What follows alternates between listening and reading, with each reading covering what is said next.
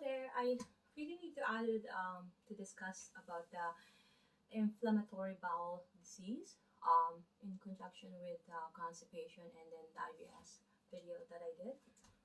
Okay, so oh my god, sorry. Okay, so inflammatory bowel disease is used to identify two conditions: the ulcerative colitis and Crohn's disease. Okay, so ulcerative colitis and Crohn's disease commonly begin to affect people between the ages of 15 to 20, and other people in their mid 50s to 60s. So both diseases can affect multiple systems in the body and cause peripheral arthritis, arthralgia, myalgia, and obstructive pulmonary diseases. Okay, the cause of these conditions is unknown, although there is a familial tendency. So there's a genetic component to it, okay? And it's idiopathic. If it's unknown, it's idiopathic. So for ulcerative colitis, it results in a broad area of ulceration in the mucosa on the left colon and rectum. So periods of pain and bloody diarrhea up to 20 to 30 times per day. So it alternates with remission. So if that happens, that's an indication for having an ulcerative colitis. So other symptoms include nausea, vomiting, anorexia, and if there's a weight loss, right? And these are varying degrees of severity from mild to severe. The majority of people have mild form, right? The serious complication can occur, such as toxic megacolon, which is dilation of the colon that leads to systemic toxicity. So when it becomes poisoning in the body, right? So over the long term, there's an increased risk of colon cancer associated with ulcerative colitis. So medically, management of this condition is through medication and possibly surgery to remove ulcerated areas. Okay, so that's really important. I want to discuss about anything is very cautious for anybody who's aiming to get therapy, right? These are the contraindication that we need to look at. So during a flare up, any treatment of the abdomen or low back is contraindication. We have to be cautious about that. So anything that will you know vigorous technique um, in the abdomen shouldn't be allowed. Okay, because of the as we know, the ulcer, and then anything that inflammatory in nature, right?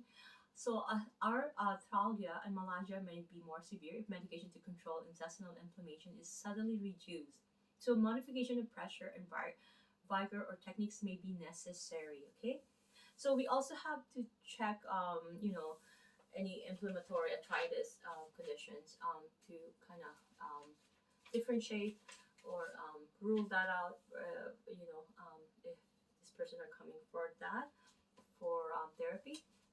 Okay, so for Crohn's disease, it results in multiple patchy or ulcerative lesions, which may affect any part of the GI tract.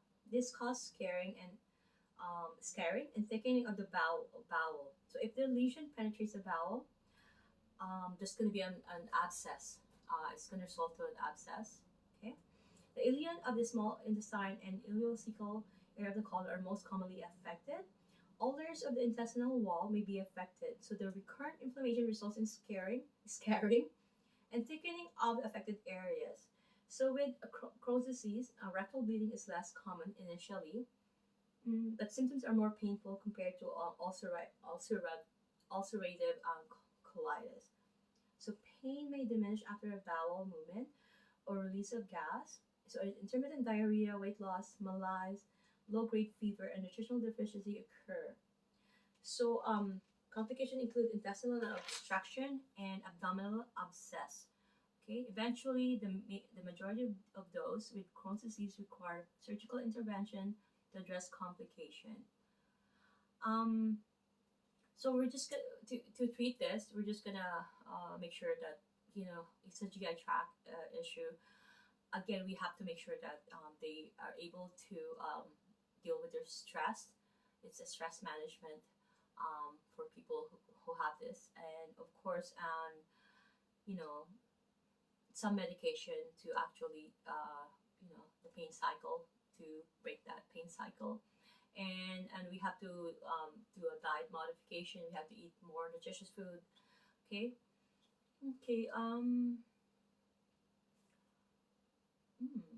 So if anything who's been going through a lot of for years, they have to consult their doctors for sure. We have to refer them. We have to advise them to see their doctor. So we have to make sure that these kind of people will not be really exposed to stress, and we should avoid